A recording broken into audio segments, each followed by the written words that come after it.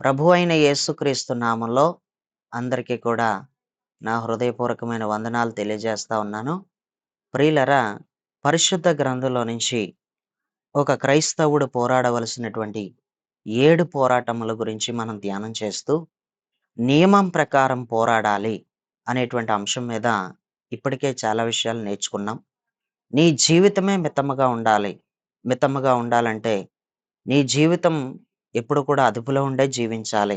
అలా జీవిస్తే నువ్వు నియమం ప్రకారం పోరాడుతున్నట్టే. నీ మాటలలో కూడా నువ్వు మితముగా ఉండాలి. నీ మాటలు మితముగా గనక ఉంటే, నీ అదుపులో ఉండి నువ్వు మాట్లాడుతున్నట్టే, నువ్వు నియమం ప్రకారం పోరాడుతున్నట్టే అని మనం నేర్చుకున్నాం. అయితే ఈరోజు ఏ ఏ విషయాలలో మనం ఇంకా మితముగా ఉండాలి? ఏ ఏ విషయాలలో మనం మితముగా ఉంటే నియమం ప్రకారం పోరాడుతున్నట్టు అవుతుంది అనేది బాగా తెలుసుకోవాలి. దేవుడికి స్తోత్రం. ప్రతి ఒక్కరూ కూడా తిండి విషయంలో చాలా మితముగా ఉండాలి.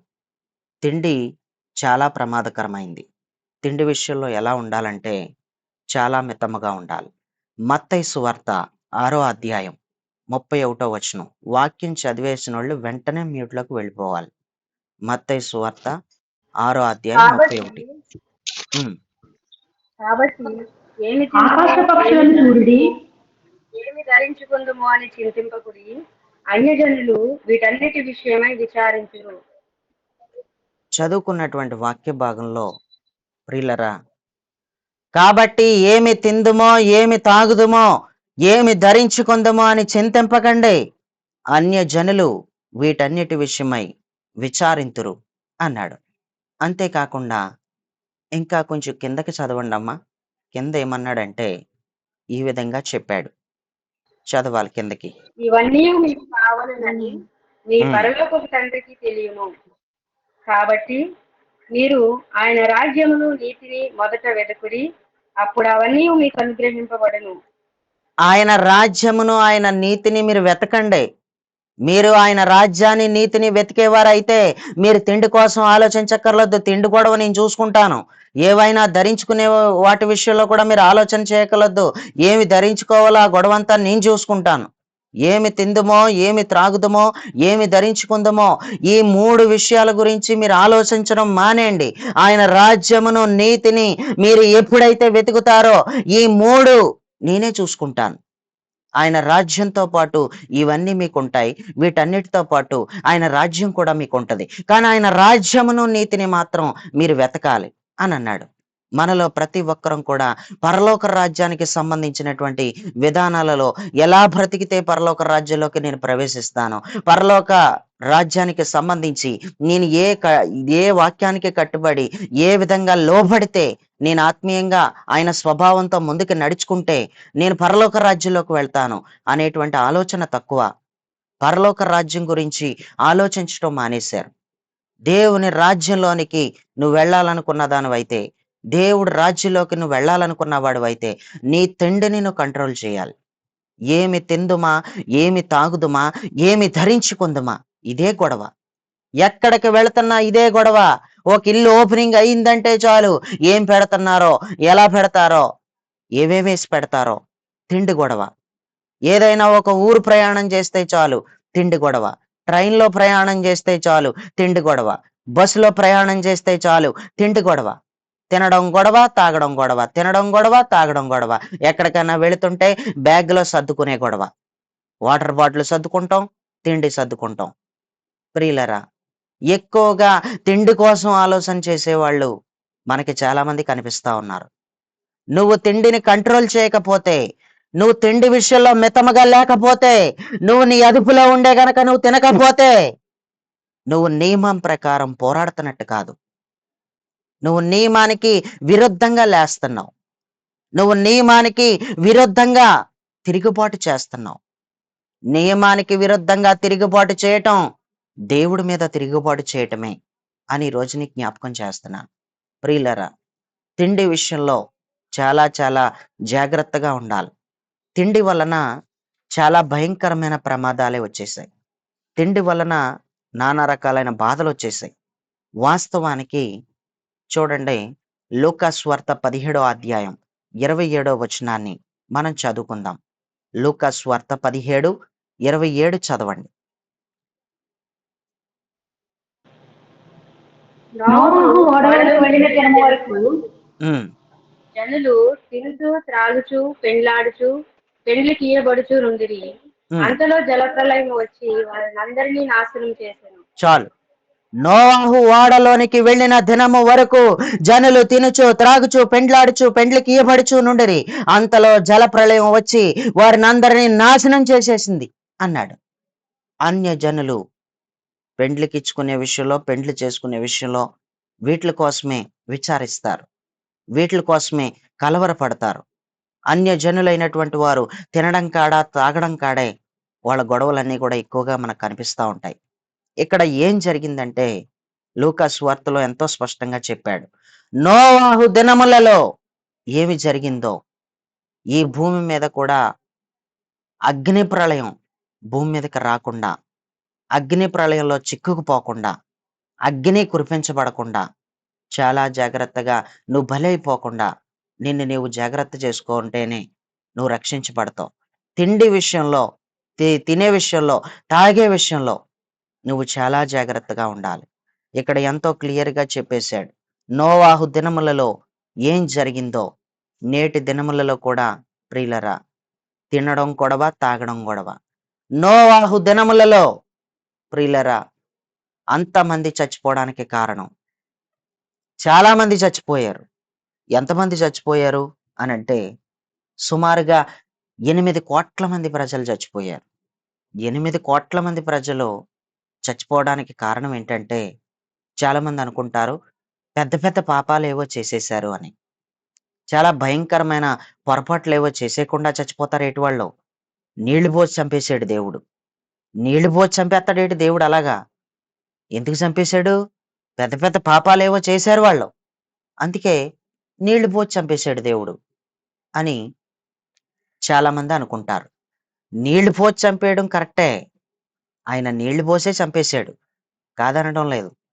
కానీ వాళ్ళ పెద్ద పెద్ద పాపాలు ఏవో చేసేశారు అందుకే చచ్చిపోరనుకుంటారు గానీ అది చాలా తప్పు. పెద్ద పెద్ద పాపాలు ఏం చేసేయలేదు వాళ్ళు. పెద్ద పెద్ద పాపాలన్నీ తిండి వల్లనే వచ్చేసినియి. తిండి మూలంగా వచ్చేసినియి. పెద్ద పెద్ద పొరపాట్లన్నీ చేయటానికి కారణం తిండే మూలంగా కనపడుతుంది. తిండి వలన మాత్రమే వాళ్ళేమైపోయారంటే నాశనం అయిపోయారు. Very clear. జనులు తినుచు, తాగుచు అన్న మాట వాడాడు. జనాలు తినడం, తాగడం, ఐహిక విచారాలు. జనాలు తినడం, తాగడం, ఐహిక విచారాలు వాళ్ళలో కనిపిస్తున్నాయి.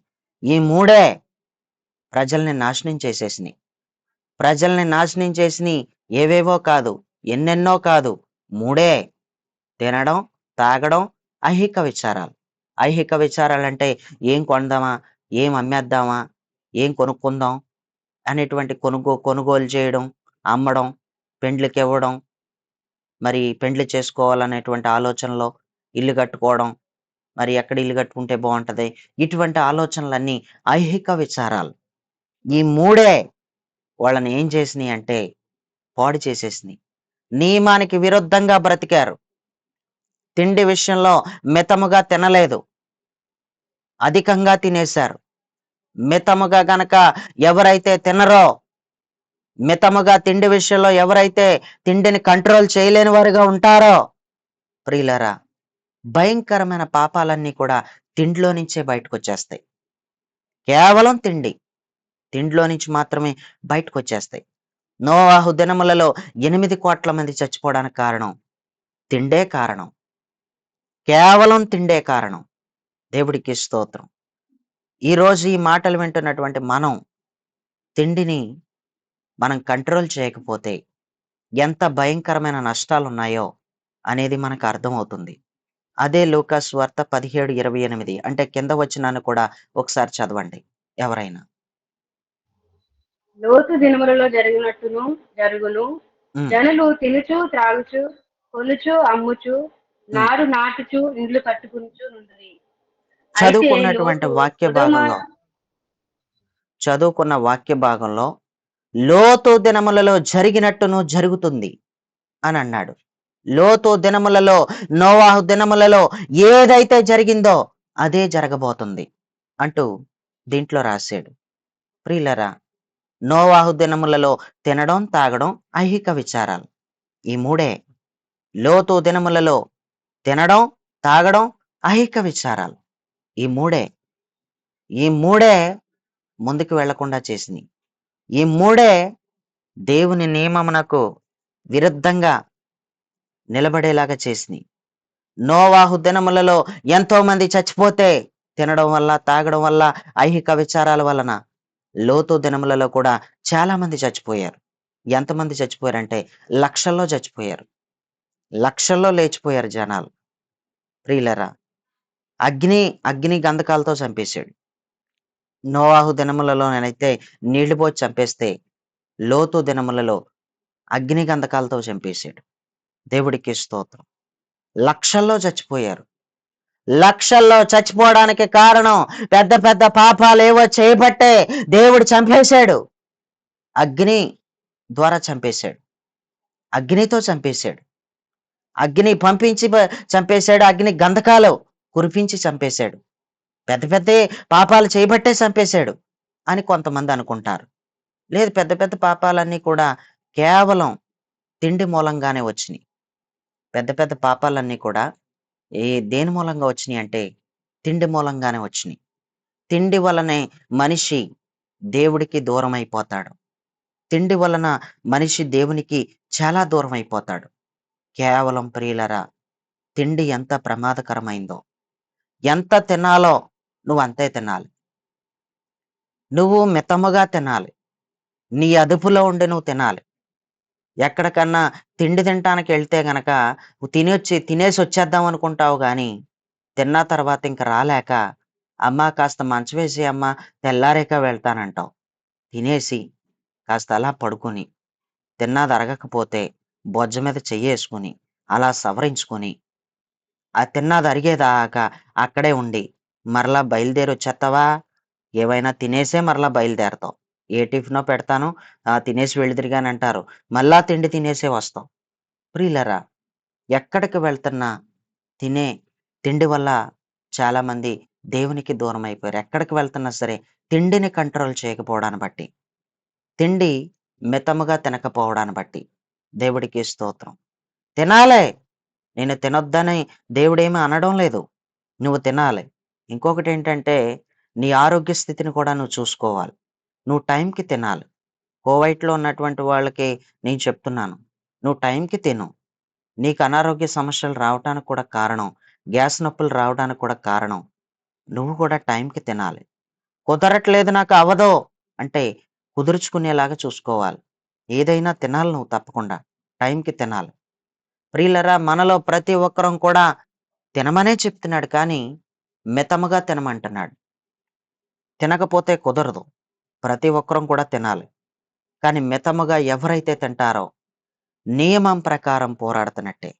దొరికింది కదా అని ఇష్టాసరంగా తినేసావనుకో, తిని బాధపడుతున్నారు చాలామంది. తిన్న తర్వాత ఎంత బాధపడుతున్నారో. కదలలేకపోతున్నారు ప్రియులారా. తినేసిన తర్వాత కదలలేకపోతున్నారు. తినేసిన తర్వాత తిరగలేకపోతున్నారు. తినేసిన తర్వాత కూర్చున్న వాళ్ళు పైకి లేవలేకపోతున్నారు. ఎంత భయంకరమైన తిండి తింటారో. కరువా కాలం అంట బ్రతుకుతున్నారు జనాలు. కరువా కాలం అంటానే బ్రతుకుతున్నారు. దేవుడికి స్తోత్రం. ఎక్కడైనా భోజనాలు పెడుతున్నారంటే చాలు. తిండి, కేవలం తిండి. ఉపవాస ప్రార్థన అంటే ఎవరు ఉండరు. తిండి ప్రార్థన అంటే ఎవరైనా వచ్చేస్తారు. దేవుడికి స్తోత్రం. నేను ఒక దైవజనుని కింద నేను పరిచర్య చేశాను. పరిచర్య అంటే నన్ను చాలామంది అనుకుంటారు, చాలా ఎక్కువగా బైబిల్ ట్రైనింగ్ చేసేసి ఉంటాడు అని అనుకుంటారు. నాకే ట్రైనింగు లేదు. నా ట్రైనింగ్ అంతా బాత్రూమ్స్ కడగటమే. నా ట్రైనింగ్ అంతా కుక్కలకి స్నానాలు చేయించడమే. నా ట్రైనింగ్ అంతా పుల్లలు నరకడం. నా ట్రైనింగ్ అంతా ఒక దైవజనుడి దగ్గర ఉన్నప్పుడు ఆ దైవజనుడి కాళ్ళు నొక్కడం. ఇది నా ట్రైనింగ్ అంతా. అంతే తప్ప నాకు బైబిల్‌ని గూర్చినటువంటి అవగాహన తెలియజేసేవాళ్ళు, బైబిల్ బోధించేవాళ్ళు, బైబిల్ ట్రైనింగ్ ఇచ్చేవాళ్ళు నాకు ఎవరూ లేరు. ఉన్నప్పటికీ కూడా ప్రియులారా, నేను పెద్ద ట్రైనింగ్ చేయలేదు. నేను ఫీజులు కట్టి నేను ట్రైనింగ్‌లు అవ్వే పరిస్థితి నాది కాదు. కానీ అక్కడ నేను ఆ మినిస్ట్రీలో ఉండి నేను ఒక సేవకుని కింద ఉన్నప్పుడు ఎవరైనా విశ్వాసులు కూటం పెట్టుకునేవారు. కూటం పెట్టుకుంటే నాతో పాటు అక్కడ కుర్రోళ్ళు చాలామంది ఉండేవారు. అబ్బాయిలు, అమ్మాయిలు కూడా ఉండేవారు. అయితే అందరం కలిసి కూటానికెళ్ళాలి. కూటానికెళ్ళేటప్పుడు ఇందులో వీళ్ళేమనుకునేవారంటే, ఇందులో ఒకడు ఏమంటున్నాడంటే, నేను అక్కడికెళ్ళాక ఆ మాట కొత్తగా విన్నాను కాబట్టి చెప్తున్నాను. ఆడంటున్నాడు ఎవరితోనో చెప్తున్నాడనమాట. కూటం మరి వత్తన్నారా అని అడిగారు అవతల వాళ్ళు. మిచ్చిరి కూటమా? భోజనాల కూటమా? అనన్నాడు. మిచ్చిరి కూటమా? భోజనాల కూటమా? అంటే ఏ కూటానికెళ్తున్నా సరే తిండి గొడవే. ఏ కూటానికెళ్తున్నా సరే ముక్కలు దొరుకుతున్నాయా? ముక్క లేకుండా ముద్ద దిగదు చాలా మందికి. ఎక్కడికెళ్తున్నా ముక్కలుండాలి. ముక్కలు లేకపోతే సాటిస్ఫాక్షన్ అవ్వరు. సంతృప్తిగా ఉండలేరసల. తిని ఎంత బాధపడుతున్నారో. తిని తిండి వలన ఎన్ని రోగాలొస్తున్నాయో. తిండి వలన ఎన్ని పాపాలు బయటకొచ్చేస్తున్నాయో. తిండిని కంట్రోల్ చేయకపోవడాన్ని బట్టి ప్రియులారా, ఈరోజు మనం నియమమునకు విరుద్ధంగా బ్రతుకుతున్నాం. ఆత్మ సంబంధమైన నియమమునకు మనం చాలా విరుద్ధంగా బ్రతుకుతున్నామని చెప్పి ఈరోజు నేను నీకు జ్ఞాపకం చేస్తున్నాను. నాకు తిండి మీద లేకుండా చేయి ప్రభువా. తిండి ధ్యాస నాకు లేకుండా చేయి ప్రభువా. ఎక్కడికి వెళ్తున్నా నేను తినటానికే చూస్తున్నాను. ఎక్కడికి వెళ్తున్నా తిండి గొడవే చూసుకుంటున్నాను. టైంకి ఆహార పదార్థాలు అందుతున్నాయా లేదా అదే చూసుకుంటున్నాను నేను. తినేదెక్కువ, ఉపవాసాలుండేది తక్కువ. ప్రార్థనా కూటాల్లో అనగా భోజనాల కూటాల్లో ఎక్కువ కనపడతావు. ఉపవాస కూటాల్లో తక్కువ కనపడతావు. కేవలం నీ దృష్టంతా తిండి. ఎవరైనా తిండి పెడుతున్నప్పుడు నీ ఆనందం చూడాలి నీ మొఖంలో. ఇంత అంత ఆనందం కాదు. ఎంత ఆనందంగా ఉంటావో, ఆ భోజనాల కార్యక్రమాలకెళ్ళి భోజనాలు తినేసొచ్చేంత వరకు కూడా ఎంత ఆనందంగా ఉంటావో, ఎంత సంతోషంగా ఉంటావో, ఎవరైనా ఎవరింటికైనా భోజనానికి పిలిస్తే చాలు ఎంతో సంతోషంగా ఉంటావు. నీ మొఖం చేటంత మొఖం అయిపోద్ది. ఎందుకంటే మంచి తిండి దొరుకుతదని. నీకు మంచి ముద్ద పెడతారని. కేవలం తిండిని బట్టి ఆలోచించేదానివి. తిండిని బట్టి ఆలోచించేవాడివి. ప్రియులారా! మనం చాలా నష్టపోతున్నాం. తిండి వలన దేవునికి చాలా దూరమైపోతున్నాం. ఏది తినాలో, ఏది తినకూడదో కూడా తెలియడం లేదు.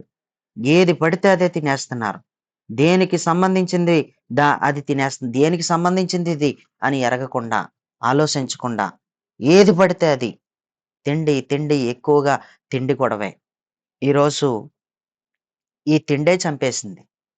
నోవాహు దినములలో ఉన్న వ్యక్తులను చంపేసింది కేవలం తిండే. ఈ తిండిలో నుంచే పెద్ద పెద్ద కామాలు బయటకొచ్చేసినియి. భయంకరమైన పిశాచ క్రియలు బయటకొచ్చేసినియి. ఈ తిండిలో నుంచే శరీర సంబంధమైన క్రియలన్నీ బయటకొచ్చేసినియి. ఈ తిండిలో నుంచే పాపాలు బయటకొచ్చేసినియి. కేవలం తిండే. తిండిలో నుంచి శరీర సంబంధమైన క్రియలు బయటకొచ్చేస్తాయా అంటే బయటకొచ్చేస్తాయి. వాళ్ళు పెద్ద పెద్ద పొరపాట్లేయో చేశారు. అందుకే చనిపోయారనుకుంటాం గానీ, వాళ్ళు కేవలం తిండిని కంట్రోల్ చేయలేదు.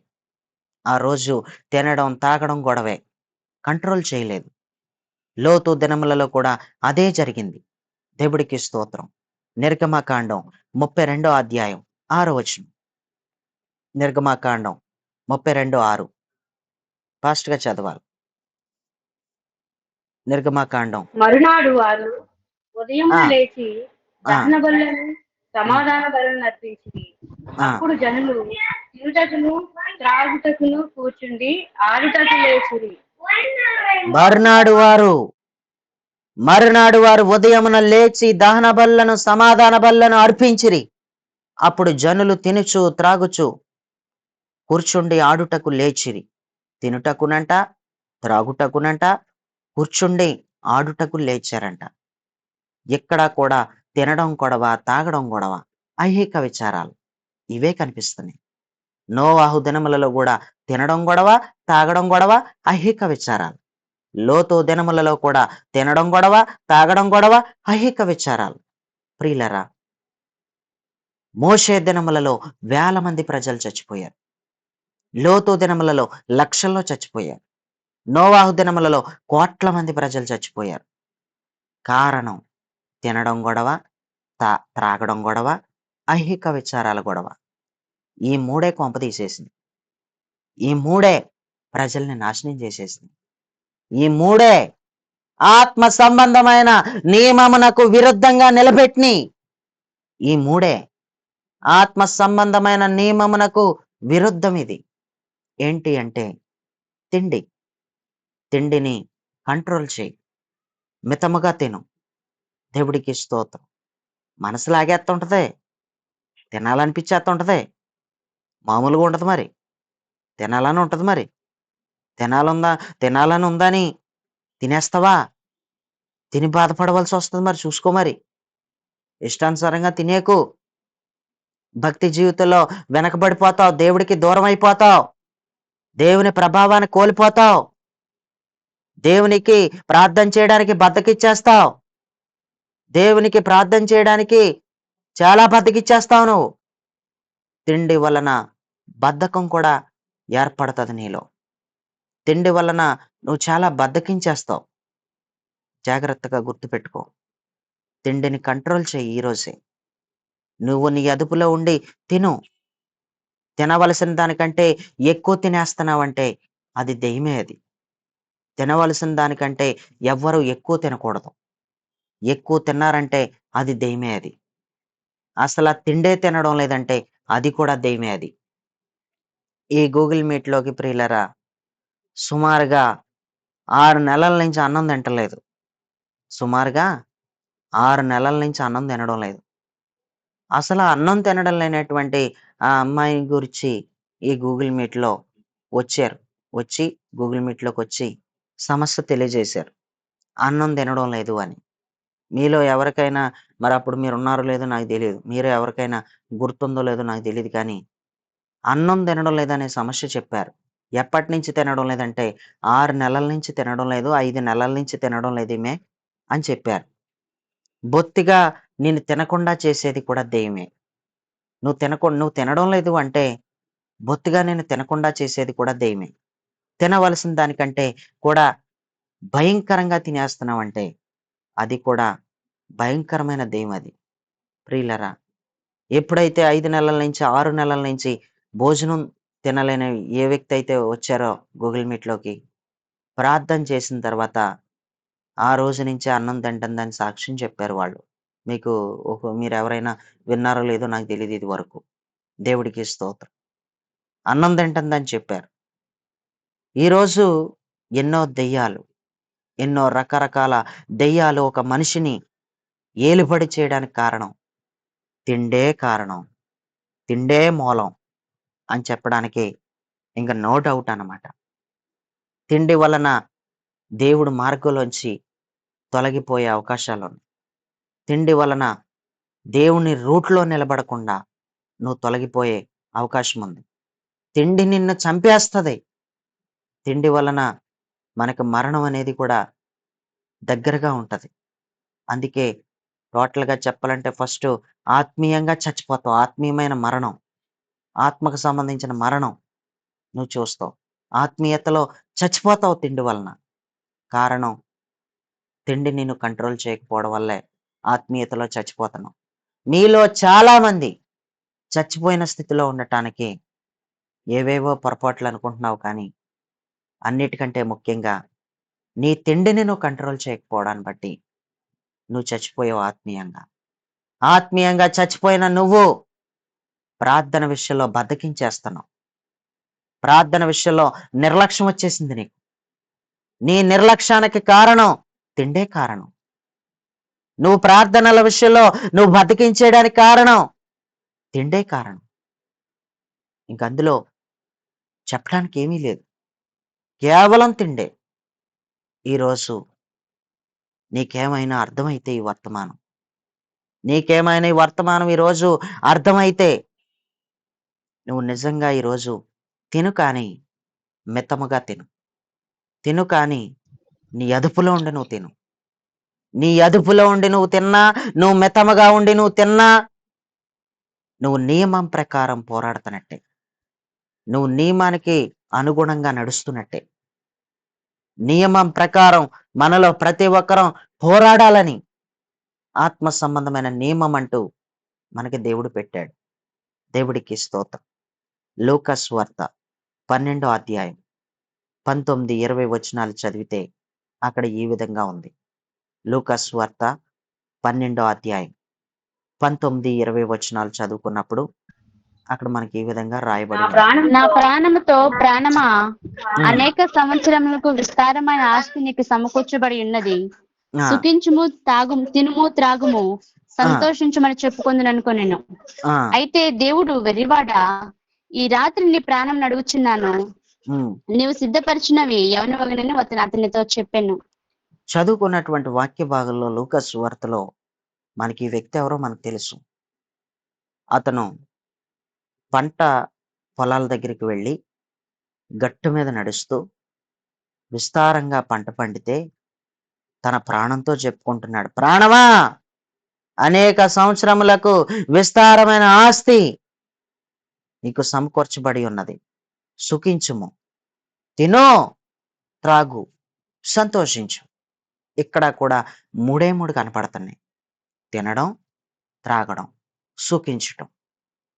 ఇక్కడ కూడా మూడే కనబడుతున్నాయి: తినడం, తాగడం, ఐహిక విచారాలు. ప్రియులరా, పొలం గట్టు మీద ఎప్పుడైతే తన ప్రాణంతో ఇలా అనుకుంటున్నాడో అక్కడికక్కడే స్ట్రోక్ వచ్చి కింద పడిపోయాడు. స్ట్రోక్ వచ్చి కింద పడిపోతే వేరే గట్టు మీద ఉన్న మనుషులు పడిపోయాడని ఎరిగి దగ్గరికి వచ్చి తీసుకొచ్చి ఇంటికాడ నులక మంచం మీద పాడేశారు.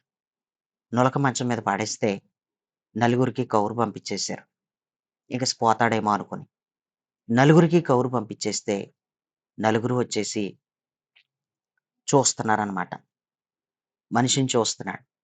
చూస్తా ఉంటే కొంచెం మనిషి నులక మంచం మీద ఉన్నప్పుడు కొంచెం అలా కోలుకుని మొత్తం మీద కండ్లు దొంగ చూపులు చూసినట్టుగా ఎవరు ఎడుతున్నారా నా కోసం, ఎవరొచ్చారా అని చూస్తున్నాడు అనమాట. దేవుడికి స్తోత్రం. అలా ఇలా చూస్తూ మొత్తం మీద కొంచెం కోలుకున్న తర్వాత కొంచెం కోలుకున్న తర్వాత అందరూ కూడా పలకరించిన తర్వాత ఎవరింటికి వాళ్ళు వెళ్ళిపోయారు.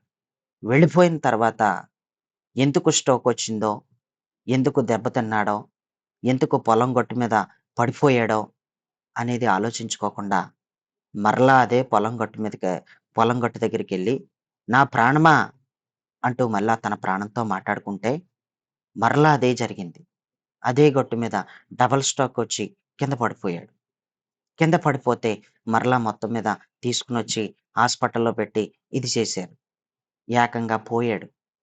ఏమైపోయాడు? పోయాడు. తిండిని గూర్చి సంతోషించకూడదు. తిండిని గూర్చి ఆనందించకూడదు. తన ప్రాణంతో చెప్పుకుంటున్నాడు తిండి కోసం. తన ప్రాణంతో చెప్పుకుంటున్నాడు, తిను, తాగు, సుఖించు, సంతోషించు అని చెప్పుకుంటున్నాడు. దేవుడు అలా ఎప్పుడైతే ప్రియులరా అనుకుంటున్నాడో, వెర్రివాడా, దీనిని నిన్ను అనుభవించకుండా చేస్తాను చూసుకో. వెర్రివాడా, ఈ రాత్రి నీ ప్రాణం అని అడుగుతున్నాను నేను. నువ్వు సిద్ధపరిచినవి ఎవని వగుతాయి ఆలోచించుకో. నువ్వు సిద్ధపరిచిని ఎవని వశం అయిపోతాయో చూసుకో మరి అంటూ, వెర్రివాడా, ఈ రాత్రే పోతావు నువ్వు, ఈ రాత్రే నీ ప్రాణాన్ని తీసుకుంటున్నాను నేను అంటూ తన ప్రాణాన్ని తీసేసుకున్నాడు. దేవుడికి స్తోత్రం. తిండి మీద పెట్టిన దృష్టి భక్తి మీద పెడతం లేదు. త్రాగడం మీద పెట్టిన దృష్టి భక్తి మీద పెట్టడం లేదు. తిండి మీద, త్రాగడం మీద ఎవరైతే దృష్టి పెడతారో మొట్టమొదటగా ఆత్మీయంగా చచ్చిపోతారు. తర్వాత శారీరకంగా కూడా కొన్ని రోజులకి చచ్చిపోతారు త్వరగా. తిండి తిండి తిండి తిండి వలన ఆత్మీయంగా మొదట త్వరగా చచ్చిపోతే కొన్ని నెలల్లోనే శారీరకంగా కూడా మరణం వచ్చేస్తుంది. తిండి అంత భయంకరమైన మరణాన్ని తెచ్చిపెడుతుంది. దేవుడికి స్తోత్రం. ఇది వాస్తవం ప్రియులరా. తిండిని రోజు తిండికి కొట్లాడిపోతున్నాను ప్రభా, కరువాకాలం అంటూ ఏడుస్తున్నాను, తిండి తిండి అని. నాకు సహాయం చేయి. తిండిని కంట్రోల్ చేయగలిగే శక్తిని. నా నాలుక రుచులు కోరేస్తుంది. నా నాలుక చాలా రుచులు కోరుతుంది. ఇవాళ బిర్యానీ తింటే రేపు కూడా బిర్యానీ తినాలనిపించేస్తుంది. ఈరోజు చికెన్ ఫ్రై తింటే మరలా రేపు తినాలనిపించేస్తుంది. తనివి తీరా తింటున్నావు. ఇష్టం వచ్చిన తిండి తింటున్నావు. కడుపు నిండా తింటున్నావు. మొహం మొత్తేలాగా తింటున్నావు. మళ్ళీ సాయంత్రానికి పరగడుపే. మరలా సాయంత్రానికి మరలా తినేయాలి. రేపటి ఉదయానికి మరలా నాలుక రుచులు కోరేస్తుంది. అసల నాలుకకి కంట్రోల్ లేదసల. తిండికి కంట్రోల్ లేదసల. ప్రియులారా, తిండిని కంట్రోల్ చేయలేకే చాలామంది ఉపవాసాలు ఉండలేరు. కేవలం తిండిని కంట్రోల్ చేయలేక. నేను నా సాక్ష్యం అంతా కూడా ఉపవాస ప్రార్థనలోంచి బయటకొస్తది. ఉపవాస ప్రార్థనలు నేనెప్పుడైతే 40 దినాలు ఆయన నాతో చెప్పిన ఉపవాస ప్రార్థనలో ఏమీ తినకుండా ఆయన తనతో ఉండాలని ఆయన నాతో మాట్లాడాడు దేవుడు. మాట్లాడినప్పుడు నేను నా గదిలో ప్రియులరా ఉపవాస ప్రార్థనలను ప్రతిష్ఠించుకొని దేవుని పిలుపుని బట్టి, దేవుని మాటను బట్టి నేను 40 దినాల ఉపవాసాల్లో నేను చాలా శోధించబడిపోయాను. నన్ను సాతానుగాడు చాలా శోధించేశాడు. ఎన్నెన్నో వంటకాలు, ఎన్నెన్నో ఆహార పదార్థాలు నా కళ్ళ ఎదుటికి తీసుకొచ్చి పెట్టి, ఉపవాస ప్రార్థన మానేయ్, ఉపవాసం ఉండకో, తినేయ్, ఇవన్నీ తిను, ఇవన్నీ మిస్ అయిపోతున్నాయి, ఇవన్నీ మిస్ చేసేసుకుంటున్నాను, ఇవన్నీ తిను అంటూ రకరకాల ఆహార పదార్థాలన్నీ తీసుకొచ్చి ప్రియులారా నా ఎదుట పెట్టాడు. ఆడు నా ఎదుట పెట్టాడు అన్న మాట వాస్తవం. నా ఎదుట పెట్టలేదని అంటానికి లేదు. ఆయన నా ఎదుట పెట్టాడు. ఆయన ఉపవాసం ఉన్నప్పుడు ప్రభు అయిన యేసు వాడు ఆయనను శోధించడానికి ఎలాగైతే వచ్చాడో, ఉపవాస దినాలలో 40 దినాల ఉపవాసాల్లో ఆయన నన్ను కూడా శోధించడానికి అలాగే వచ్చాడు. యేసుక్రీస్తు ప్రభువారు 40 దినాల ఉపవాసం ఉండి సేవా పరిచర్యలో ఎలాగైతే అడుగుపెట్టాడో, నేను కూడా 40 దినాల ఉపవాసం చేత ఆయన నన్ను సిద్ధపరిచిన తర్వాతే నేను సేవా పరిచర్యలో అడుగుపెట్టాను. సేవా పరిచర్యకి ముందర 40 దినాల ఉపవాస ప్రార్థన, ప్రయాస, పాట్లు, కష్టం ఎంతో ఉంది. దేవుడికి స్తోత్రం. నన్ను నానా విధాలుగా శోధిస్తూ మాంసం కూర తీసుకొచ్చి నా కళ్ళెదుట పెడుతున్నాడు. చికెన్ తీసుకొచ్చి నా కళ్ళెదుట పెడుతున్నాడు. చూసావా? చూసుకో మరి ఉపవాసం ఉంటావా? తింటావా? చూసుకో మరి. అంటే ప్రియులారా, ఉపవాసం ఉన్నప్పుడు ఒట్టిగడ్డు కూడా పచ్చగడ్డిలాగే ఉంటది. మనలో ప్రతి ఒక్కరికి కూడా ఒట్టిగడ్డు కూడా పచ్చగడ్డిలాగే ఉంటది. ఎప్పటినుంచో అలా ఇంట్లో మేకుని తగిలించున్న ఆ స్నాక్స్ కూడా, నువ్వు అసహించుకున్న స్నాక్స్ కూడా నీకు చాలా చక్కగా తినేయాలనిపించేస్తదనమాట. ఎప్పుడూ ముట్టుకోని దానివి, ముట్టుకోని వాటిని కూడా తినేసి నోట్లో పడేసుకుంటావు. ఎందుకంటే ఉపవాసంలో ఉన్నప్పుడు అలాగా రుచులు కోరేస్తుంటది నాలుక. నాలుక రుచులు కోరేస్తది. నాకు చాలా శోధనొచ్చేసింది. చెప్తే నమ్మరు. సాతానుగాడు కూడా ఇలాంటి పనులు చేస్తాడు కాబట్టి చెప్తున్నాను. నా అనుభవంలోంచి మీతో చెప్తున్నాను. నేను 40 దినాల ఉపవాసాల్లో ఉన్నప్పుడు నేనెంత శోధించబడ్డానో, నేనెంత నలిగిపోయానో అన్నది నేను మీతో చెప్తున్నాను. ఒకరోజు తెల్లవారుజామున వాసన ద్వారా శోధించేత్తన్నాడు నన్ను. వాసనొచ్చేస్తుంది. మంచి బిర్యానీ వాసనొచ్చేస్తుంది. ఎవరైనా చుట్టుపక్కల ఎవరైనా వండుకుంటారా? వండుకున్నారంటావంటే ఆ టైంలో ఎవరు వండుకుంటారు? తెల్లవారుజామున అది. 2:30, 3 ఆ టైంకి ఎవరు వండుకుంటారండి? ఎవరు వండుకోరు గదా! నేను ప్రార్థన చేసుకుంటున్నాను ఆ టైంలో. ప్రార్థన చేసుకుంటున్న ఆ టైంలో వాసన కళ్ళకి చూపిచ్చింది కాకుండా, కంటికి చూపిచ్చింది కాకుండా, కంటికి చూపిస్తే లొంగలేదు వీడు. ఇప్పుడు వాసనల ద్వారా శోధిస్తాను వీడిని అంటూ బిర్యానీ వాసన తీసుకొచ్చి నా ముక్కు కాడ పెట్టినట్టు బిర్యానీ వాసన వచ్చేస్తుంది. నిజమే. వాడు భయంకరంగా శోధిస్తాడు. భయంకరంగా ఇబ్బందులు పెడతాడు. తిండి విషయంలో నిన్ను నిలబడనివ్వడాడు. తిండిని బట్టి ఆడు నిన్ను పాడు చేయగలడు. వాడు తిండిని ఆధారం చేసుకునే నిన్ను దాడి చేయగలడు వాడు.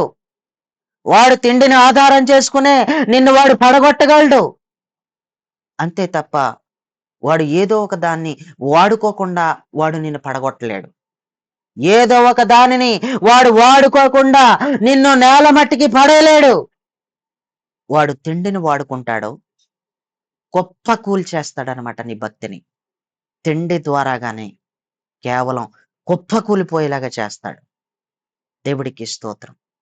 నేటికి ఈ రోజుల్లో ఉపవాసాలు ఎక్కువగా ఉండకపోవడానికి, ఉపవాస ప్రార్థనలతో ఆయనను సేవించకపోవడానికి, తిండిని కంట్రోల్ చేయలేక, నాలుకకున్న రుచులను కంట్రోల్ చేయలేక, నాలుకను కంట్రోల్ చేయలేకపోతున్నాం. రుచులు కోరుతున్న నాలుకని చంపలేకపోతున్నాం. నాలుకని చంపేయాలి. దేవుడికి స్తోత్రం. ఓ నాలుక, 40 దినాల ఉపవాస ప్రార్థనల వరకు నువ్వు రుచులు కోరకుందువుగాక, నువ్వు చచ్చిన దానిలాగా పడుందువుగాక అని ఏ రోజైనా నీ నాలుకకు ఆజ్ఞాపించావా? నువ్వు ఏ రోజైనా రుచులు కోరుతున్నా నీ నాలుకకు నువ్వు ఆజ్ఞాపించావా? నువ్వు ఆజ్ఞాపించలేదు కాబట్టే ఆ నాలుక చాలా ఇబ్బంది పెట్టేస్తుంది. దేవుడికి స్తోత్రం. నాలుక ఎంత అద్భుతంగా దేవుడు చేశాడంటే, ప్రియులారా, నీవు ఏది ఎలాగ టేస్ట్ ఉందో నీవు టేస్ట్ని చూడగలిగే నాలుక నీకు దేవుడు పెట్టాడు కరెక్టే. కానీ నువ్వు ప్రతిసారి టేస్టులు చూస్తాను, రుచులు ఎలాగున్నాయో చూస్తానని పదార్థాల జోలికి వెళ్ళి నువ్వు అస్తమానం రుచులు చూస్తానంటే భక్తి ఏం చేస్తావు? దేవుడు ఏది ఎలా టేస్ట్ చేయాలో, ఏది ఎలా పెట్టాలో చక్కగా పెట్టాడు. దేవుడికి స్తోత్రం. మీరు నాలుక పైన బాగా చూసుకోండి. నాలుకను జాగ్రత్తగా వినండి మాట. ఎవరి నాలుకనైనా బయటికి పెట్టమని వాళ్ళ నాలుకను బాగా పరీక్షించండి. చిన్న చిన్న బాల్స్ ఉంటాయి. నాలుక పైన చిన్న చిన్న బాల్స్ ఉంటాయి. దేవుడు ఆ నాలుకని ఎంత అద్భుతంగా చేశాడో, దేవుడు ఆ నాలుకని ఎంత అద్భుతంగా పెట్టాడో. ఆ చిన్న చిన్న బాల్స్ ఒక వరుసలో ఉంటాయి. నిలువుగానైనా ఉంటాయి, ఇలా అడ్డంగానైనా ఉంటాయి. కానీ ఒక క్రమంలో ఉన్నట్టు, ఒక పేర్చినట్టుగా బాల్స్ క్రమం కనపడుతుంది. నాలుక మీద ఉన్న చిన్న చిన్న బాల్స్ క్రమం కనపడుతుంది. ఆ బాల్స్, ప్రియులరా, ఎంత ఆశ్చర్యమో! దేవుడు నువ్వు నాలుక మీద ఏదైనా వేసుకుంటే రుచి చూడగలిగే శక్తి నీకు పెట్టాడు. నీకు పులిపేటో తెలుస్తుంది. నీకు చేదేటో నాలుక కనుగొంటుంది. నీకు పులిపేటో కనుగొనగలిగేలాగా ఆ బాల్స్‌ని పెట్టాడు. అందులో కొన్ని బాల్స్ పులుపుని కనుగొంటాయి. నీ నాలుక మీద ఉన్న కొన్ని బాల్స్ చేదును కనుగొంటాయి. మరికొన్ని బాల్స్ తీపిని కనుగొంటాయి. మరికొన్ని బాల్స్, ప్రియులరా, వగరగా ఉందా, ఎలా ఉందో అన్నది కనుగొంటాయి. దేవుడికి స్తోత్రం. నాలుకని నువ్వు పదార్థాలని టేస్ట్ చేయడానికి ఏది ఎలాగుందో, ఉప్పు సరిపోయిందో లేదో కూడా టేస్ట్ చేసి నాలుక మాత్రమే టెస్ట్ చేసి చెప్తుంది. నాలుక మాత్రమే చెప్పగలదు. ఉప్పు సరిపోయిందో, ఉప్పు సరిపోలేదో అనేది నీ చెయ్యి అవయవం చెప్పలేదు. నీ కాలు అవయవం చెప్పలేదు. ఏ అవయవం కూడా నీ బాడీలో ఏదీ చెప్పలేదు. టేస్ట్ ఎలాగుందో చెప్పగలిగే సామర్థ్యం నాలుకకే పెట్టాడు దేవుడు. ఉప్పు ఎక్కువైందా, ఉప్పు తక్కువైందా అనేది కూడా చెప్పగలిగే సామర్థ్యం దేవుడు నీ నాలుకకే పెట్టాడు. ఎంత అద్భుతంగా నాలుకని పెట్టిన దేవుడు, నువ్వు అస్తమాను కూడా కూర్చొని రుచులు ఎలాగున్నాయో చూస్తావని కాదు. నువ్వు నాలుక ఏ రుచులైతే కోరుకుంటుందో, నాలుక నువ్వు ఒక నెల దినాలు, ఒక నెల రోజులు, నాలుక నువ్వు ఒక 10 రోజులు నువ్వు రుచులను ఎరగకుందువుగాక అని నువ్వు చెప్పగలవా? దేవుడికి స్తోత్రం. నువ్వు చెప్పగలవా? ప్రియులరా, నాలుకను అంత అద్భుతంగా చేశాడు దేవుడు. ఉదయకాలమే బ్రష్ చేసిన తర్వాత నాలుక బద్ద వాడతారు. నాలుక బద్ద వాడినప్పుడు దాన్ని చాలా జాగ్రత్తగా నాలుక బద్దతో జాగ్రత్తగానే మనం యూజ్ చేయాలి. గట్టిగా రక్తం వచ్చేలాగా మనం నాలుక బద్దను తీసేయకూడదు. నాలుక బద్దతో తీసేయకూడదు.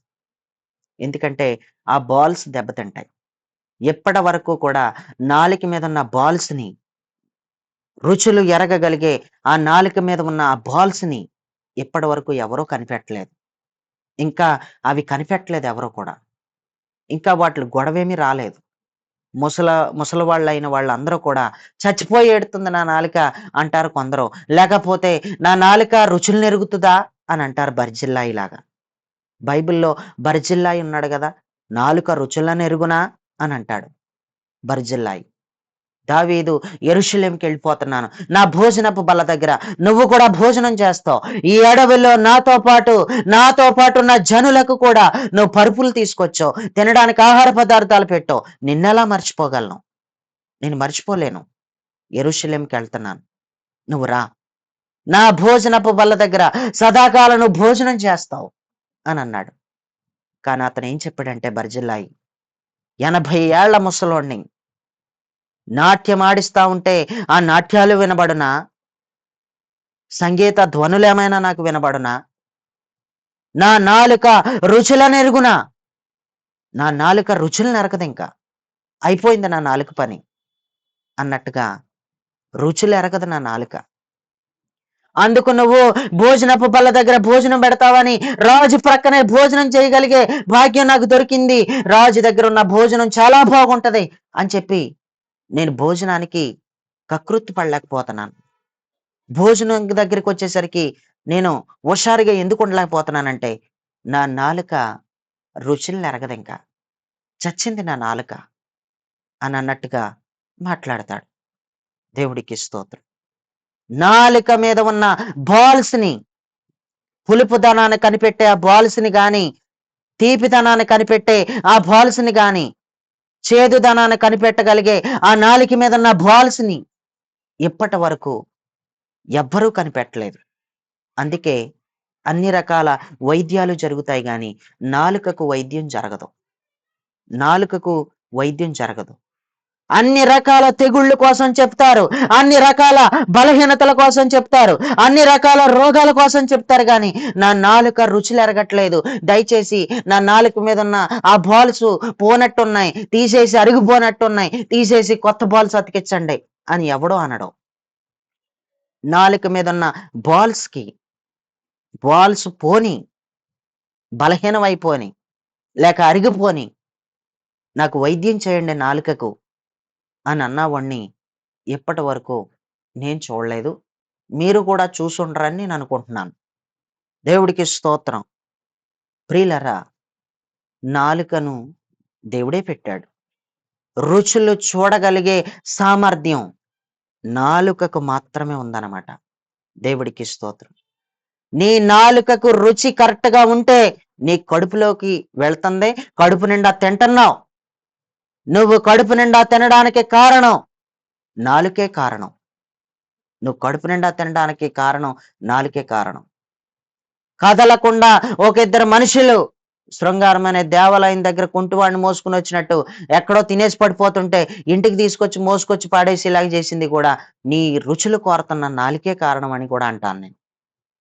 నీ రుచులు కోరుతున్న నాలుకే కారణం. దేవుడికి స్తోత్రం. ప్రియులారా, ఈ నాలుక రుచులు కోరటం వలన భక్తి చేయలేకపోతున్నాం. ఈ నాలుక రుచులు కోరడం వలన ప్రార్థనలో పాల్గొనలేకపోతున్నాం. ఈ నాలుక రుచులు కోరడం వలన నువ్వు వెనకబడిపోతున్నావు. భక్తి జీవితంలో బలహీనమైపోతున్నావు. ఇదే నిన్ను పాడు చేసేసింది. ఇదే నీ భక్తి జీవితాన్ని చంపేసింది.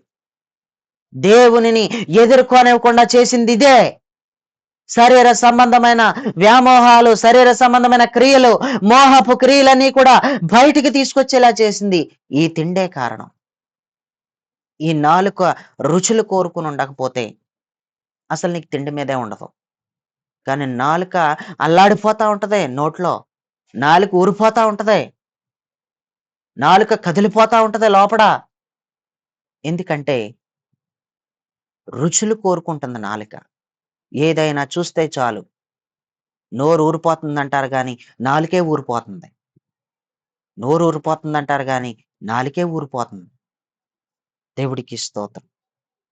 కారణం ప్రియులారా, ఈ మాటలు వింటున్నటువంటి మీలో చాలా మందికి ఏం అర్థమవుతుందో నాకు తెలీదు గానీ, తిండిని కంట్రోల్ చేయకపోతే ఎంత భయంకరమైన పరిస్థితి ఉందో మొదటి రాజుల గ్రంథం 4 అధ్యాయం 22, 24 చదివితే అక్కడ ఈ విధంగా రాసుంది. మొదటి రాజుల గ్రంథం 4 అధ్యాయం 22-24 వచనాలు. చదువుతారా ఎవరైనా?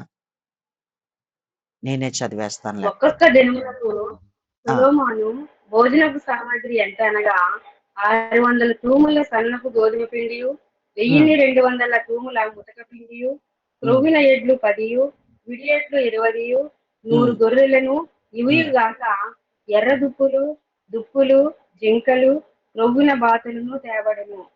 చూడండి, రాజైన సొలొమోను శరీర సంబంధిగా మారిపోయి కామక్రియలతో బ్రతకడానికి కారణం, కామక్రియలతో దైవత్వంలోంచి బయటకొచ్చేయడానికి కారణం తిండే కారణం.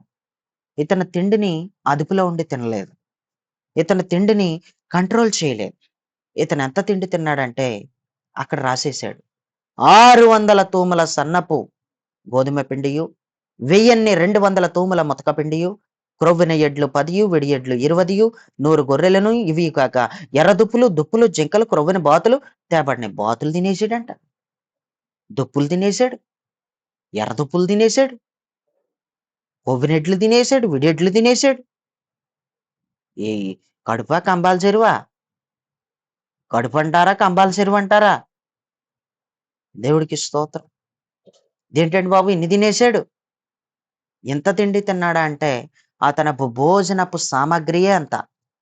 అతను భోజనపు బల్ల దగ్గర కూర్చుంటే బాతు మాంసం వత్తది దగ్గరికి. జింక మాంసం వత్తది దగ్గరికి. దుప్పుల మాంసం వత్తది. ఎర్ర దుప్పుల మాంసం వత్తది.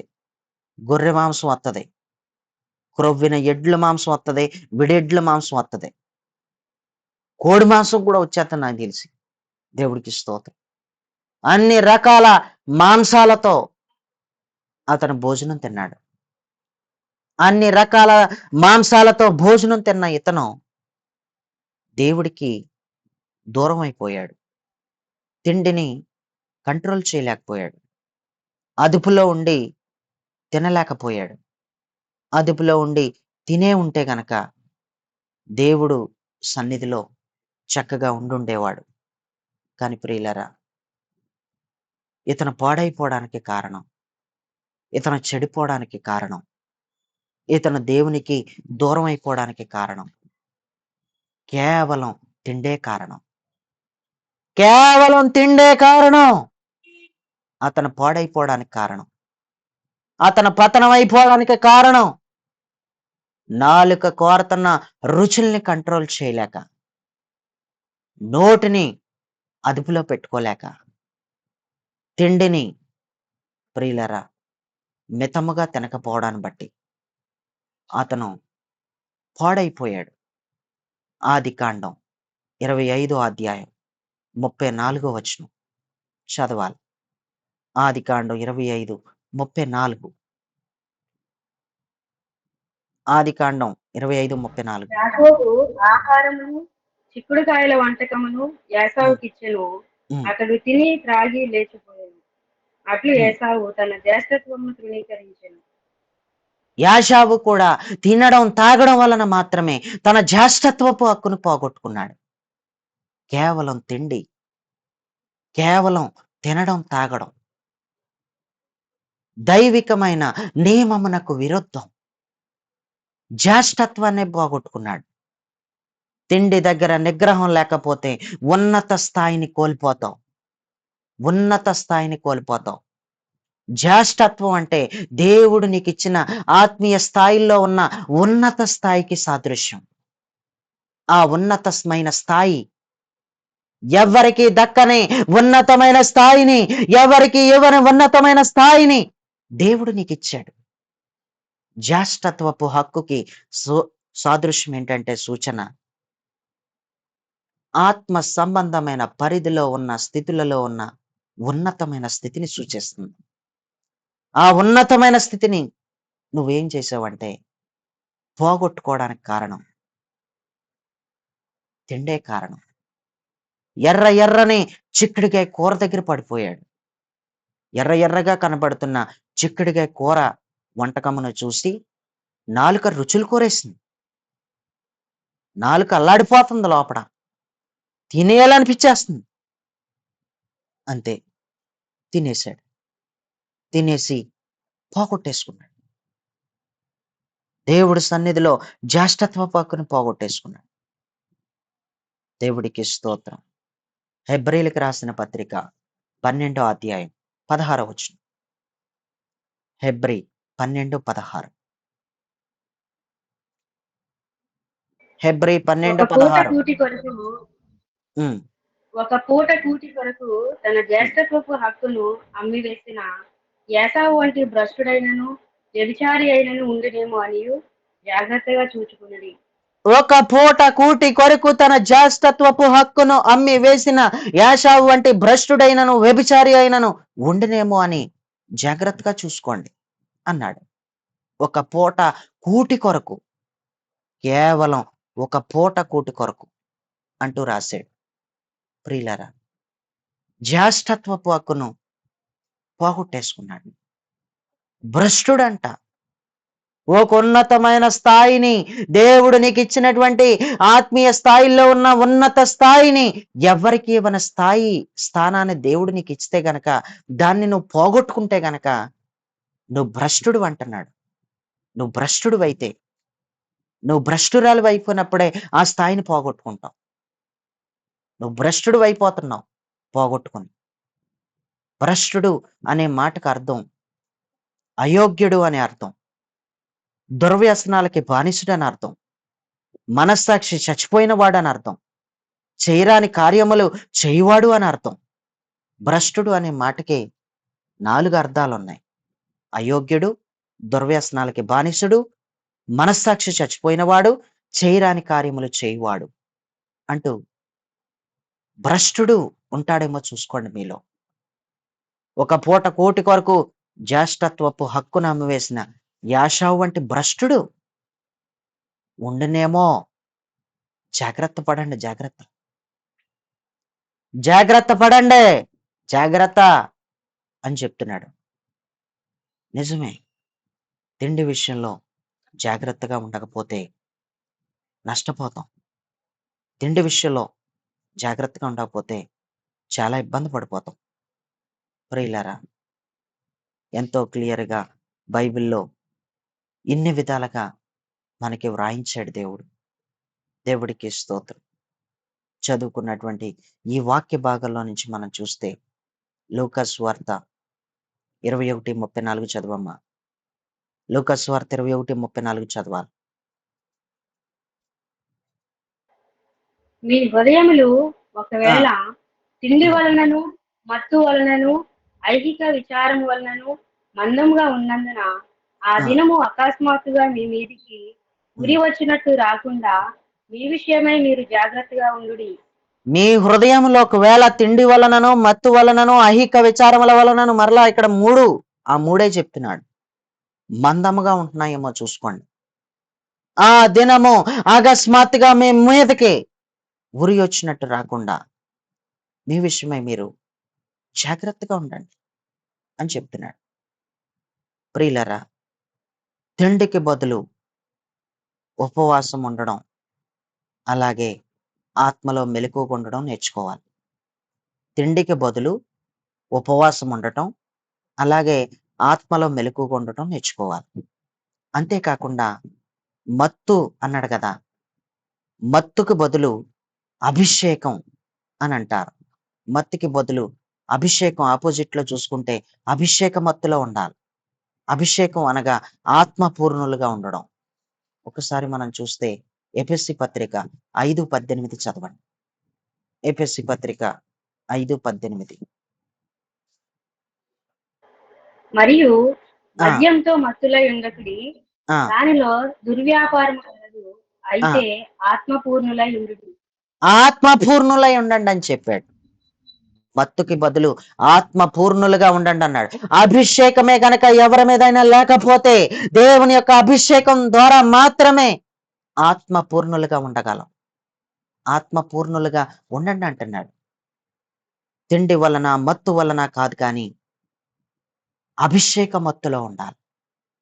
అభిషేక మత్తు మనలో ప్రతి ఒక్కరిలో ఉండాలి. దేవుడికి స్తోత్రం. మస్తుగా ఉండాలి, మత్తుగా ఉండాలి. అభిషేకం మత్తు తప్ప ఇక ఏ మత్తు ఉండకూడదు. తిండి మత్తు తప్ప అభిషేక మత్తు వద్దు నాకు అనుకునే వాళ్ళు ఉన్నారు. తిండి మత్తు కావాలి నాకు, అభిషేక మత్తులో నేను ఉండను. అభిషేక మత్తులో నేను ఉండాలనుకోవట్లేదు. అభిషేక మత్తు నాకు అవసరం లేదు అని అనుకుంటున్నా. ఆలోచించుకో, నువ్వే మత్తులో ఉంటున్నావో ఆలోచించుకో. ఇహలోక సంబంధమైన వాటి మీద నీ ధ్యాస అధికంగా ఉంచుతున్నావు. ఐహిక విచారాలంటే అవే. ఇహలోక సంబంధమైన వాటి మీదే అధికంగా నీ దృష్టి ఎక్కువగా ఉంచేస్తున్నావు. దేవుడికి స్తోత్రం. ప్రియులరా, బైబిల్లో మనకి వ్రాయబడి ఉన్నటువంటి మాటలు ఇవి. మనలో ప్రతి ఒక్కరం కూడా ఆయన ఏం చెప్తున్నాడంటే, యేసుక్రీస్తు ప్రభువారు చెప్తున్న మాట ఇదే. ఏమి తిందుమా, ఏమి ధరించుకుందుమా అని చింతించకండి. అన్యజనుల పనిది, ఇది మీ పని కాదు. ఇది మీరు మొదట ఆయన రాజ్యాన్ని నీతిని వెతకండి, అప్పుడు మీకు ఇవన్నీ ఇచ్చేస్తాను, నేనే ఇస్తాను అవన్నీ. మీరు చింతించకండి అన్నాడు. చింతించకండి అనే మాటకు అర్థం, రెండు అర్థాలు చెప్తాను. చింతించకండి అన్న మాటకి రెండు అర్థాలు. ఒకటి, పట్టించుకోకండి అనే అర్థం ఉంది. రెండవది, లక్ష్య పెట్టకండి అనే అర్థం కూడా ఉంది. మీరు పట్టించుకోకండి, మీరు లక్ష్య పెట్టకండి అన్నాడు. ఎందుకు లక్ష్య పెట్టొద్దు అన్నాడో, ఎందుకు చింతించొద్దు అన్నాడో చదవండి. పేతురు గారు రాసిన మొదటి పత్రిక 5వ అధ్యాయం 7వ వచనం. పేతురు గారు రాసిన మొదటి పత్రిక 5:7. ఫాస్ట్ గా చదవండి. ఆయన మిమ్మల్ని గూర్చి చింతించుచున్నాడు గనుక మీ ఆ, చింత యావత్తు ఆయన మీద వేయండి. ఆయన మీ గురించి పట్టించుకుంటున్నప్పుడు నువ్వు పట్టించుకోవాల్సిన పని ఏమి లేదే. నువ్వెందుకు పట్టించుకుంటున్నావు? తినడం కోసం, తాగడం కోసం నువ్వెందుకు పట్టించుకుంటున్నావు? నువ్వు పట్టించుకోకు. ఎందుకంటే నీ చింత యావత్తు ఆయన మీదేసి, ఆయన నీ గురించి చింతిస్తున్నాడు. మిమ్మల్ని గూర్చి చింతించేవాడు ఆయన కాబట్టి ఆయన చింతిస్తాడు. ఫిలిప్పీయులకు రాసిన పత్రిక 4వ అధ్యాయం 6వ వచనాన్ని చదవండి. ఫిలిప్పీయులకు రాసిన పత్రిక 4:6. దేనిని ఫిలిప్పీ గూర్చి 4:6. చింతపడకుడు గాని ప్రతి విషయంలోనూ ప్రార్థన విజ్ఞాపనముల చేత కృతజ్ఞతాపూర్వకంగా మీ విన్నపములు దేవునికి తెలియజేయుడి. దేనిని గూర్చి చింతపడకండి. ఒకదాన్ని గూర్చి కాదు, రెండు విషయాల్లో కాదు, అది ఏదైనా సరే దేనిని గూర్చి కూడా మీరు చింతపడకండి. అంటే పట్టించుకోకండి. దేనికోసం పట్టించుకోకు. నీ లైఫ్ లో నుంచి ఎవరైనా వెళ్ళిపోయారా, వెళ్ళిపోవడం మంచిది. దరిద్రం పోయింది, చీడ పురుగులు పోని అనుకో, పట్టించుకోకు. ఎవరైనా నేను మోసం చేసి వెళ్ళిపోయారా, వెళ్ళిపోనే వెళ్ళిపోనే ఏం బాగుపడిపోతారో పట్టించుకోకు. నీకు నీ స్నేహితుడికి, నీకు నీ స్నేహితురాలకి ఎన్నో సంవత్సరాల నుంచి మంచి స్నేహ బంధమా? ఎవరో ఏదో చెప్పారని సడన్ గా నీతో మాట్లాడకుండా నీకు దూరం అయిపోయారా? నేనేం చేశానని తప్పు వాళ్ళు దూరం అయిపోయారని బాధపడుతున్నావా? పోనీ, దూరం అయిపోని. ఎవరు వెళ్ళిపోయినా దేనిని గూర్చి చింతించుకు, దేని గూర్చి పట్టించుకోకు. అంతా నీ మంచి కోసమే జరుగుతుంది. మీరు చింతలేని వారై ఉండాలని కోరుకుంటున్నాను అంటాడు పౌలు. కొరింథీయులకు రాసిన మొదటి పత్రిక 7వ అధ్యాయం 32, 33 వచనాలు చదవండి. మొదటి కొరింథీ 7:32, 33. పాస్టర్. మీరు చింతలేని వారై ఉండవలనని కోరుచున్నాను. ఆ, పెళ్లి కాని వాడు ప్రభువుని ఎలా సంతోష పెట్టగలనని ఆ, ప్రభు విషయమైన కార్యముల గురించి చింతించుతున్నాడు. ఆ, పెళ్లి అయిన వాడు భార్యను ఎలా సంతోష పెట్టగలనని లోక విషయమైన వాటిని గురించి చింతించుచున్నాడు. చింతిస్తున్నాడు. పెండ్లి చేసుకోలేనోడికి బాధే, పెండ్లి చేసుకున్నవాడికి బాధే. పెండ్లి చేసుకోలేనోడేమో దేవుణ్ణి ఎలా సంతోషపెట్టాలని చూస్తున్నాడంట. పెళ్లి చేసుకున్నవాడేమో భార్యని ఎలా సంతోషపెట్టాలని చూస్తున్నాడంట. లోక సంబంధమైన వాటి మీదే చింతిస్తున్నాం. మన చింత ఆత్మ సంబంధమైన పరిధిలో ఆత్మీయంగా ఉండే చింత ఉంది. ఆ చింత ఉండాలి. దాన్ని పట్టించుకోవాలి. దీనిని కాదు పట్టించుకునేది. ఎందుకు పట్టించుకోకూడదో ప్రియులరా, మనం చదువుకుంటే గనక స్పష్టంగా నువ్వు చింతించడం వలన, అంటే నువ్వు పట్టించుకోవడం వలన నువ్వు ఎక్కువగా చేసుకోలేవు, నువ్వు తక్కువగా చేసుకోలేవు. లూకాసు వార్త 12:25 చదవండి. లూకాసు వార్త 12:25. ఆయన వారి 12:25 అని పాస్టర్ గారు. 12:25.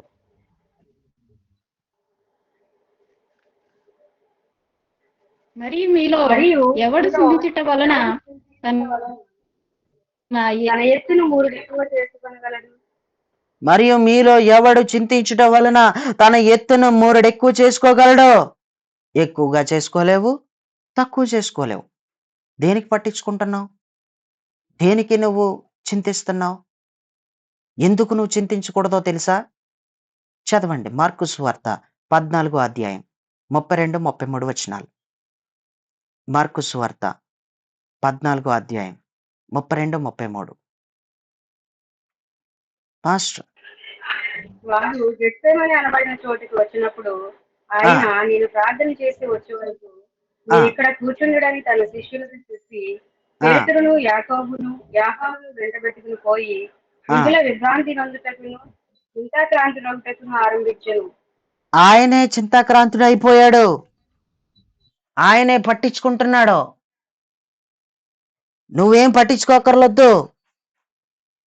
గెత్సెమని అనబడిన చోటునకు వచ్చినప్పుడు ఆయన ప్రార్థన చేసి వచ్చే వరకు మీరు ఇక్కడ కూర్చోండి అని తన శిష్యులతో చెప్పి పేతురును యాకోబును యోహాను వెంట పెట్టుకుని విభ్రాంతి నొందుటకు చింతాక్రాంతుటకు ఆరంభించాను అన్నాడు. విభ్రాంతి నొందుటకు అన్న మాటకు అర్థం విస్మయం అనే అర్థం ఉంది. రెండవది కలవరం అనే అర్థం కూడా ఉంది. విభ్రాంతి అంటే విస్మయం లేక కలవరం. నువ్వు కలవరపడకో, నువ్వు విస్మయం పొందకో. నీకు విస్మయం ఎందుకు? నీకు కలవరం ఎందుకు? నీకు విచారం ఎందుకు? ఆయనే నిన్ను పట్టించుకుంటున్నాడు. నీ పిల్లల పెళ్ళి అవ్వకపోతే ఆయనే పట్టించుకుంటున్నాడు. నీ కొడుకు పెళ్ళి అవ్వకపోతే ఆయన పట్టించుకుంటాడు. మంచి ఉద్యోగాలు రాకపోతే ఆయన పట్టించుకుంటాడు. నువ్వు పట్టించుకోకర్లొద్దు. దేవుడికి స్తోత్రం. ప్రియులారా, బైబిల్లో చింతున్న వ్యక్తుల యొక్క తీరు ఎలా ఉంటుందంటే, చింత ఎవరిలో అయితే ఉంటుందో వాళ్ళకి నిద్ర పట్టదు. చింత ఎవరిలో అయితే ఉంటుందో వాళ్ళ దుఃఖాక్రాంతులుగా ఉంటారు. చింత ఎవరిలో అయితే ఉంటుందో వాళ్ళ దుఃఖాక్రాంతులుగా ఉంటారు. చింతున్న వ్యక్తులకి నిద్ర పట్టదు. దీనిని గూర్చిన కలవరంతో, విస్మయంతో ఎవరైతే ఉంటారో వాళ్ళకి నిద్ర పట్టదు. ప్రియులారా, కీర్తనలు 13:2 ఏమన్నాడంటే, ఎంతవరకు నా మనసులో నేను చింతపడుదును, ఎంతవరకు నా హృదయంలో పగలంతయు దుఃఖాక్రాంతుడనై ఉందును అన్నాడు. ఎవరిలో అయితే చింత ఉంటుందో వాళ్ళలో దుఃఖం ఉంటదని ఇక్కడ మనకి తేలిపోయింది ఈ వచనంలో. ఎవరిలో అయితే దుఃఖం ఉంటుందో, ఎవరిలో అయితే చింత ఉంటుందో వాళ్ళలో దుఃఖం ఉన్నట్టే. ఎవరిలో అయితే దుఃఖం ఉంటుందో వాళ్ళకి చింత ఉన్నట్టే తేలిపోయింది ఇక్కడ. దేవుడికి స్తోత్రం. కేషు అను సౌలు కొడుకు సౌలు కేషు కొడుకైన సౌలు గార్దాబాములు పోతే పనివాడితో ఏం చెప్పాడంటే, మన తండ్రి విచారపడతాడని చెప్పాడు. దేవుడికి స్తోత్రం. ఎవరని గూర్చి విచారపడక్కర్లొద్దు. ఎవరో వస్తారని చూస్తున్నావేమో. ఎవరు రాకపోయినా విచారపడక్కర్లొద్దు. ఎవరు రాకపోయినా కలవరపడక్కర్లొద్దు. ఏవో దొరుకుతాయి, దొరుకుతాయి అనుకున్నావేమో. ఇంకా ఎవరి దగ్గర నుంచి నీకేమీ దొరకలేదేమో. ఇంకెవరి దగ్గర నుంచి నీకేం దొరకవు. కానీ నువ్వేమీ చింతపడకసల. దేవుడికి స్తోత్రం. చింతొద్దసల. కీషు చింతపడతాడని, కీషు విచారపడతాడని చెప్తున్నాడు. దేవుడికి స్తోత్రం. ఈ మాటలు వింటున్నటువంటి ప్రియులారా, ఆలోచించుకోగలిగితే నీవు ఈరోజు నీతో మాట్లాడుతున్నట్టు నీకనిపిస్తే, నువ్వు నీ అదుపులో ఉండి నువ్వు తింటేనే మంచిది. నీ అదుపులో ఉండి నువ్వు తినకపోతే అన్ని రకాల పాపాలు బయటకొచ్చేస్తాయి. అన్ని రకాలుగా కూడా నువ్వు పాడైపోతావు. అన్ని విధాలుగా కూడా నువ్వు చెడిపోతావు. భ్రష్టుడైపోతావు. నోవాహు దినాల్లో, లోతు దినాల్లో, మోషే దినాల్లో, ధనవంతుని జీవితంలో, సొలొమోను జీవితంలో, యాషావు జీవితంలో తిండి ఏం చేసిందో మనకు అర్థమైంది. తినడం, తాగడం అనే గొడవ ఏం చేసిందో ఇక్కడ మనకి స్పష్టంగా అర్థమైంది. తిండి వలన, మత్తు వలన, ఐహిక విచారాల వలన నలిగిపోతే అభిషేక మత్తులోకి రా. ఆత్మ పూర్ణుడిగా నువ్వుంటున్నావంటే అభిషేక మత్తులో నువ్వుంటున్నట్టే. అభిషేక మత్తులోకి రా. అభిషేక మత్తు తప్ప తిండి వలన మత్తొద్దు. నువ్వు తిన్న తిండి నీకెంతో మత్తుని తీసుకొచ్చి పెడతాను. ఆ మత్తు నీకొద్దు. ఆలోచించుకో. దేవుడైతే నీకు కృప చూపుతాడు. నీకు సహాయం చేస్తాడు. నీ నాలుకని కంట్రోల్ చేసే శక్తిని నీకాయన పెడతాడు. నాలుక ఏ రుచులు ఎరగకుండా చేస్తాడు. నువ్వు మాత్రం ఉపవాస ప్రార్థనలతో అభిషేక మత్తులోకి రా. ఆత్మ పూర్ణురాలుగా మారిపోయి ఆత్మ సంబంధమైన నియమమునకు అనుకూలంగా నియమం ప్రకారం పోరాడు. నీ అదుపులో ఉండి నువ్వు తిని, నీ అదుపులో ఉండి నువ్వు మితముగా తిని, నువ్వు ఆత్మ సంబంధమైన నియమమునకు అనుకూలంగా ఉండి నియమం ప్రకారం నువ్వు పోరాడంతే. నియమం ప్రకారం పోరాడితేనే నీకు కిరీటం ఉంది. నియమం ప్రకారం పోరాడకపోతే నీకు కిరీటం లేదు. నీకు జీవ కిరీటం కావాలంటే నియమం ప్రకారం పోరాడు. నీ అదుపులో ఉండి నువ్వు తింటే నియమం ప్రకారం పోరాడుతున్నట్టే. ఈ 5వ పోరాటం నియమం ప్రకారం పోరాడటం. రేపటి దినాన్న ప్రియులారా, దేవుడి చిత్తమైతే సేవకుల మీటింగ్ అయిపోయిన వెంటనే ఇందులోకొచ్చి, అంటే కోవైట్ గూగుల్ మీట్‌లోకొచ్చి నిద్ర కోసం చెప్పాలనుకుంటున్నాను. నిద్ర కూడా మితముగానే నిద్రపోవాలి. రేపటి దినాన్న నిద్ర కోసం చెప్తాను. దేవుడి చిత్తమైతే అందరూ ప్రార్థన చేయండి. దేవుడు మంచిగా మనందరితో మాట్లాడాలని. దేవుడు ఈ కొద్ది మాటలు దీవించి, ఆశీర్వదించి ఫలభరితంగా మార్చునుగాక. ఆమేన్.